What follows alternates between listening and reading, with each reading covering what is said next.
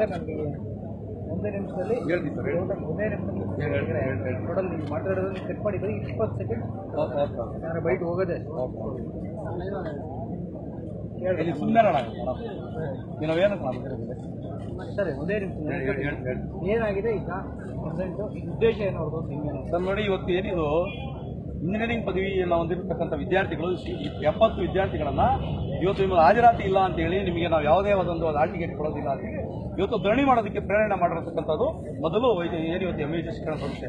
Sir, ಒಂದು ತಮಗೆ ಗೊತ್ತಿರಲಿ, ಇವತ್ತು ವಿದ್ಯಾರ್ಥಿಗಳು ಏನಾದರೂ ಹಾಜರಾತಿ ಇಲ್ಲ ಅಂತ ಹೇಳಿದ್ರೆ ಅವರ ಒಂದು ಕುಟುಂಬದವರನ್ನ ಒಂದು ಫೋನ್ ಮುಖಾಂತರ ಮಾಡಿ ನಿಮ್ಮ ಮಕ್ಕಳ ಹಾಜರಾತಿ ಸರಿಯಿಲ್ಲ ಅಂತ ಹೇಳಿ ಕರ್ಸ್ಕೊಬೇಕಾಗ್ತಕ್ಕಂಥ ಒಂದು ಜವಾಬ್ದಾರಿ ಈ ಶಿಕ್ಷಣ ಸಂಸ್ಥೆಗಿದೆ.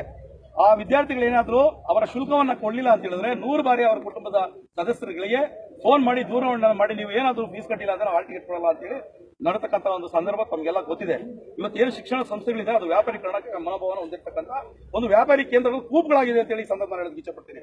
ಎರಡನೇದಾಗಿ, ವಿದ್ಯಾರ್ಥಿಗಳು ಯಾವುದೇ ಒಂದು ಕ್ರೀಡೆಗೆ ಹೋಗಬೇಕಾದ್ರೆ ಅವ್ರಿಗೆ ಹಾಜರಾತಿಯನ್ನು ಕೊಡಬೇಕಾಗ್ತದೆ, ಅಥವಾ ಯಾವುದೇ ಒಂದು ಸಾಂಸ್ಕೃತಿಕ ಚಟುವಟಿಕೆ ಅವರು ಭಾಗವಹಿಸಿದ್ರೆ ಆ ಸಾಂಸ್ಕೃತಿಕ ಚಟುವಟಿಕೆಯಲ್ಲಿ ಅವರಿಗೆ ಹಾಜರಾತಿಯನ್ನು ಕೊಟ್ಟು ಕಳಿಸಬೇಕಾಗ್ತದೆ.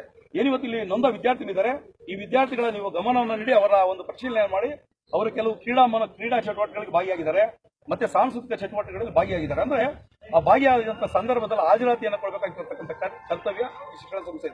ವಿಚಾರ ತಮಗೆ ಗೊತ್ತಿರಲಿ, ಇವತ್ತು 14 ಉಪನ್ಯಾಸಕರು ಇವತ್ತು ರಾಜೀನಾಮೆಯನ್ನು ಕೊಟ್ಟು ಹೊರಗಡೆ ಹೋಗಿದ್ದಾರೆ ಅಂತ ಹೇಳಿದ್ರೆ ಇವತ್ತು ಶಿಕ್ಷಣದ ವ್ಯವಸ್ಥೆ ಎಲ್ಲಿ ಹೋಗ್ತಾ ಇದೆ, ಆ ಉಪನ್ಯಾಸಕರು ಯಾಕೆ ರಾಜೀನಾಮೆ ಕೊಟ್ಟರು ಅಂತ ಹೇಳಿ ಇವರು ಬಂದು ಇವತ್ತಲ್ಲಿ ಇವರು ನಮಗೆ ಉತ್ತರವನ್ನು ಕೊಡಬೇಕಾಗ್ತದೆ. ಇವತ್ತು 14 ಶಿಕ್ಷಕರು ರಾಜೀನಾಮೆಯನ್ನು ಕೊಟ್ಟು ಹೊರಗಡೆ ಹೋಗಿದ್ದಾರೆ. ಅಂದ್ರೆ ಶಿಕ್ಷಣದ ವ್ಯವಸ್ಥೆ ಮತ್ತು ವಿದ್ಯಾರ್ಥಿ ಮತ್ತು ಇಲ್ಲಿ ಶಿಕ್ಷಣದ ವ್ಯವಸ್ಥೆಯ ನಡುವಿನ ಸಂಪರ್ಕ ಯಾವ ರೀತಿ ಇದೆ ಅಂತೇಳಿ ತಾವು ಮನಗಾಣಬೇಕಾಗ್ತದೆ.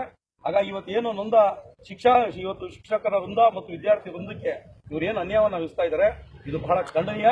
ಉದಾಹರಣೆಗೆ ತಮಗೆ ಗೊತ್ತಿರಲಿ, ಮುಂಜಾನೆಯಿಂದ ಇವತ್ತು ಹೆಣ್ಣು ಮಕ್ಕಳನ್ನು ಇವತ್ತು ಇಲ್ಲಿ ಕೂಡಾಕೊಂಡು ಅವರು ಬೆಳಗ್ಗೆ ತಿಂಡಿ ತಿಂದಿಲ್ಲ, ಮಧ್ಯಾಹ್ನ ಊಟ ಮಾಡಲಿಲ್ಲ, ಇವತ್ತು ರಾತ್ರಿ 10:30 11 ಗಂಟೆ ಆದ್ರೂ ಸಹ ಇವತ್ತು ಇಲ್ಲಿ ಗೇಟ್ಗಳಲ್ಲಿ ಬೀಗನ ಹಾಕೊಂಡು ಇವತ್ತು ಪೊಲೀಸರನ್ನ ಕರೆಸ್ಕೊಂಡು ಅವರನ್ನ ಬೆದರಿಸ್ತಕ್ಕಂಥ ಒಂದು ಪರಿಸ್ಥಿತಿ ಇಲ್ಲಿ ನಡೀತಾ ಇದೆ.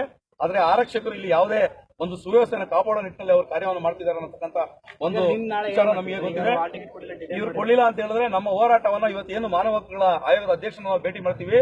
ಇವತ್ತು ಟೆಕ್ನಿಕಲ್ ಡೈರೆಕ್ಟರ್ ಆಗಿರ್ತಕ್ಕಂಥ ನಿರ್ದೇಶಕರು ತಲವಾರ್ ಅವರಲ್ಲಿ ನಾನು ಬೆಳಗ್ಗೆ ಹೋಗಿ ಅವರ ತಲವಾರಲ್ಲಿ ನಾನು ಭೇಟಿ ಮಾಡಿ ಮಾತಾಡ್ತೇನೆ. ಟೆಕ್ನಿಕಲ್ ನಿರ್ದೇಶಕರಾಗಿರ್ತಕ್ಕಂಥ ತಲವಾರ್ ಅವರಿಗೆ ಇಲ್ಲಿ ನಡೀತಾ ಇರ್ತಕ್ಕಂಥ ಒಂದು ಅವ್ಯವಸ್ಥೆಯ ಹಗರಣವನ್ನ ಬಿಚ್ಚಿಡ್ತಕ್ಕಂಥ ಒಂದು ಪ್ರಾಮಾಣಿಕ ಪ್ರಯತ್ನವನ್ನ ಮಾನವ ಹಕ್ಕುಗಳ ಜಾಗೃತಿ ಸಂಸ್ಥೆ ಮಾಡ್ತದೆ ಅಂತ ಹೇಳಿ ಈ ಸಂದರ್ಭದಲ್ಲಿ ಹೇಳೋದಕ್ಕೆ ಇಚ್ಛಪಡ್ತೇನೆ. ನನ್ನ ಹೆಸರು ಡಾಕ್ಟರ್ ಲಕ್ಷ್ಮಣ್ ಸಿಂಗ್ ಅಂತ ಹೇಳಿ ಮಾನವ ಹಕ್ಕುಗಳ ಜಾಗೃತಿ ಸಮಿತಿಯ ಅಧ್ಯಕ್ಷನಾಗಿ ನಾನು ಕಾರ್ಯವನ್ನು ಮಾಡ್ತಾ ಇದ್ದೀನಿ ಸರ್.